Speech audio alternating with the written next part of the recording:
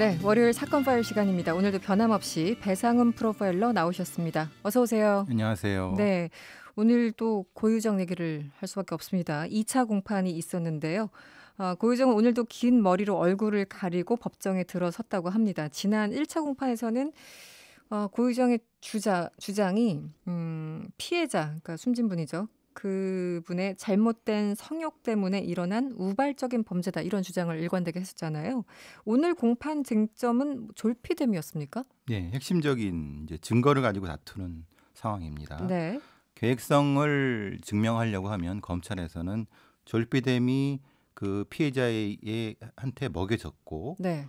그 시신은 발견할 수 없지만은 어쨌든 피해자가 졸피뎀을 먹었다고 하는 그것을 입증해야 되고 네. 그 입증의 핵심이 혈액 내의 졸피뎀의 여부거든요. 네네. 그런데 혈액은 사실은 그 청주에서 고유정이 체포될 때 그의 차에서 있었던 이불 혹은 네. 담요에서 발견된 것이 유일하기 때문에 그 증거를 가지고 지금 변호인하고 검찰이 치열하게 싸우는 부분입니다. 네. 요 시기에는 이제 증거 사실 동의와 부동의를 하거든요. 네네. 그러니까 이제 경찰이나 검찰이 이 현장에서 증거를 많이 수집하지 않습니까? 네. 그 수집한 거를 가지고 재판이 들어갈 때 이 증거에 대해서 동의하느냐 부동의하느냐를 일단은 묻습니다. 네. 그러면 이제 동의하면 그 증거를 쓰일 수 있는 거고요. 변호인 쪽에. 네. 근데 이제 부동의하게 되면 그 증거가 어떻게 취득되고 어떻게 분석되고 어떤 것인지를 그걸 직접적으로 한 감정관, 국가세 감정관이 와서 설명을 해야 됩니다. 그러니까 이런 절차가 남아 있는데 핵심적으로 그 졸피뎀에 대한 혈액과 졸피뎀 사이의 관계 때문에 지금 심각하게 문제가 되고 있는 겁니다. 보통 그럼 어떤 증거에 대해서 동의 부동의라면 이런 사건의 경우는 아무래도 증거가 많을수록 동의를 할수록 뭐 고의정 측에서는 부담스러울 테니까 웬만하면 부동의로 나가지 않을까요? 물론 본인한테 유리한 증거도 있겠지만. 모든 걸 부동의하게 되면 판사가 그거를 완전히 이건 고의적인 지연으로 보겠죠. 그러니까 모든 걸 부인하는 것은 전략적이지 않습니다. 그렇군요. 근데 핵심적인 부분에서 논란이 될 만한 것에 대한 부동의는 네. 충분히 우리가 사법농단 재판을 받는 판사분들이 그렇게 많이 하지 않습니까? 네네. 현실적으로 미국에서도 이런 형태의 부동의는 흔한 일입니다. 그렇습니까? 그래서 네. 근데 우리나라는 직접적으로 이런 증거를 가지고 부동의 되는 것은 과거에는 없었습니다. 왜냐하면 과거에는 경찰이나 검찰에서 취득한 증거를 그냥 뭐 대략적으로 웬만하면 다 수용을 했군요. 네. 그건 사실은 잘못된 부분이죠. 왜냐하면 그거는 흔히 말하는 체인 오브 커스터디라고 증거 무결성이 입증돼야 되는 건데 그때는 이제 약간 좀 재판 방식이 민주적이지 않았던 부분이 분명히 있었던 거고 지금은 이제 상당히 개방적이고 민주적인 판사님들이 많기 때문에 지금 여러 가지 부분에 대해서 동의 부동의를 철저하게 합니다. 그런데요, 이 수사 과정 내내 고유정이 묵비권을 행사했잖아요. 그런데 오늘 느닷없이 법정에서 재판부 현장 검증을 요구했어요. 왜 이런 요구를 했을까요? 같은 맥락입니다. 뭐냐면 지금 이것은 고유정의 주장은 이겁니다. 그 혈은 그러니까 졸피뎀이라고 하는 것은 피해자한테 나온 게 아니라 자기가 먹은 것에 나온 거다는 겁니다. 이게 좀 설명을 드리면 그 이불이 있습니다. 고유정의 이불이죠. 고유정의 땀이 있겠죠. 고유정의 DNA가 있을 겁니다. 거기에 피해자의 그 졸피뎀을 먹은 피해자의 혈흔이 뿌려졌다고 생각할 때 세 개가 존재하죠. 그러니까 피해자의 혈흔, 거기 피해자의 DNA가 있겠죠. 졸피뎀, 그 다음에 이불에 고유정의 DNA. 이게 그럼 스며들었다고 생각해 보세요. 그럼 이 졸피뎀은 누구 겁니까? 그러니까 고유정 거다라고 주장하고 땀에서 배에서 나온 땀에서 역으로 혈액으로 스며들었다 주장을 하는 거고 여기 검찰은 그건 아니다. 그 혈액 속에서 나온 거다라고 하는 겁니다. 그거를 증명하기가 너무 어려울 것 같은데요. 그래서 이제 어떤 부분이냐면 그것이 뿌려질 상황 그리고 지금 현장에서 지금 비산한 혈흔 말하자면 흉기를 맞아갖고 이 피해자가 움직일 때 피를 흘린 방향을 놓고 봤을 때 검찰의 주장은 졸피뎀을 먹고 무력화된 사람이 어떻게 이렇게 저항을 하느냐, 그러니까 피를 뿌리느냐라고 하는 고유정의 변호인 측의 주장이니까 그럼 어떻게 됐는지를 재판부가 봐야지 이거를 성립할 수 있지 않냐라고 하는 거고 검찰의 입장에서는 그것은 어차피 본인이 얘기하지 않았지 않느냐. 그러니까 어떻게 죽였는지를 얘기하지도 않았으면서 대뜸 현장 검증을 주장하는 것은 모순이다라고 주장하는 겁니다. 고유정이 죽인 거는 뭐 인정을 하고 있는데 어떻게 방법에 대해서는 전혀 언급이 없는 겁니까? 그것을 입증하는 거는 검찰의 몫이죠. 검찰의 몫이다. 그러니까 자기가 고유정의 입장에서는 자기가 분명히 공격을 받아서 자기도 모르게 정신이 나간 상태에서 방어하다가 죽였다는 주장입니다. 네. 그러니까 그것을 제대로 모르겠다라고 한 주장인 거고 검찰은 그게 말이 되느냐. 네. 이것은 거짓말이다라고 하는 건데 그럼 실제로 거짓말인지 판사님들이 현장에 가서 보면 되지 않냐라고 하는 것이 지금 갑작스럽게 조용히 있던 고유정이 고개를 들고 얘기를 한 부분인 거죠. 그러니까 매우 전략적이죠. 일단 굉장히 전략적이고 또 시간 끌기를 한다고 볼 수 있을까요? 시간 끌기라기보다는 네. 본인한테 그 상당히 유리하다고 판단을 왜 이러냐면 지금 네. 아까 말씀드린 게 이제 뭐 흔히 말하는 국가수 감정 결과를 부인하고 뭐 이렇게 계속 얘기되는 것은 네.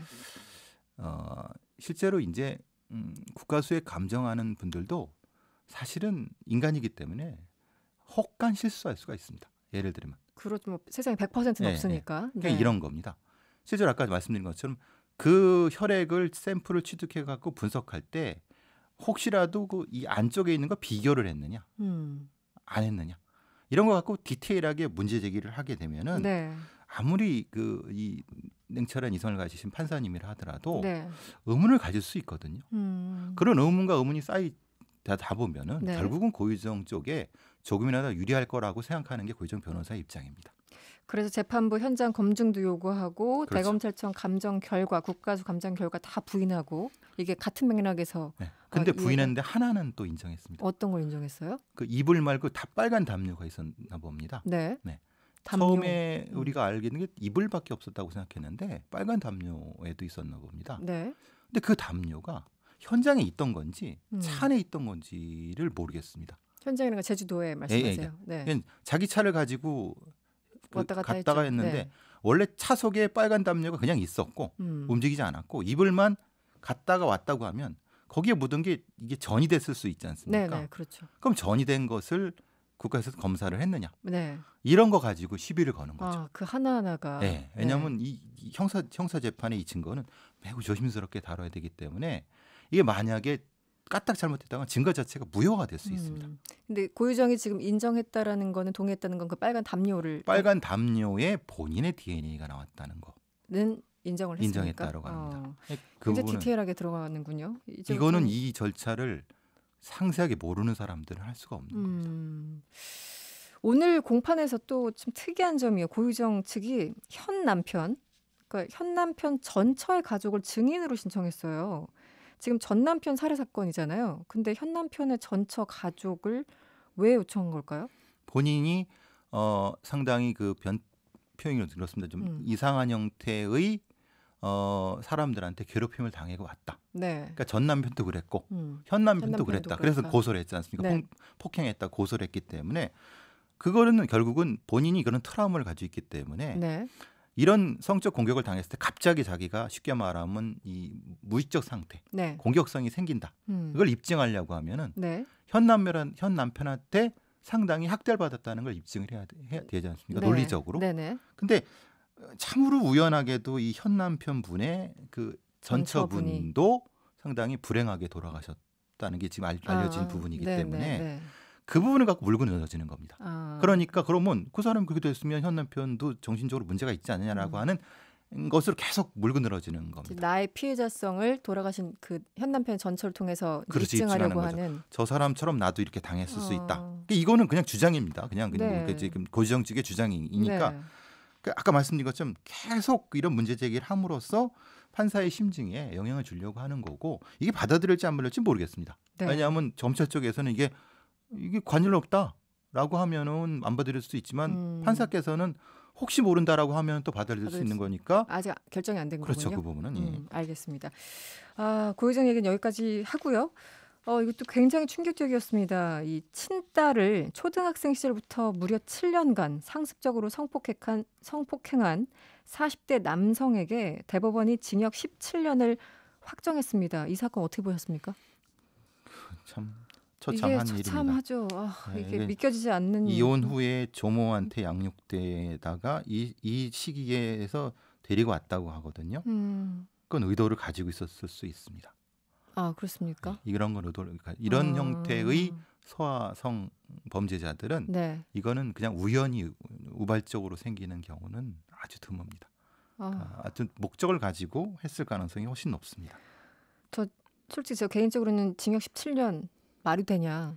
너무 작다. 너무 솔직히 가볍죠. 이제 감정으로 그런데 실제 그런 의견들도 많이 있고요. 이런 일 벌어지면 왜 외국에서는 뭐 150년, 뭐 1000년 넘게 이렇게 징역형을 선고하는 경우 있잖아요. 미국 같은 경우.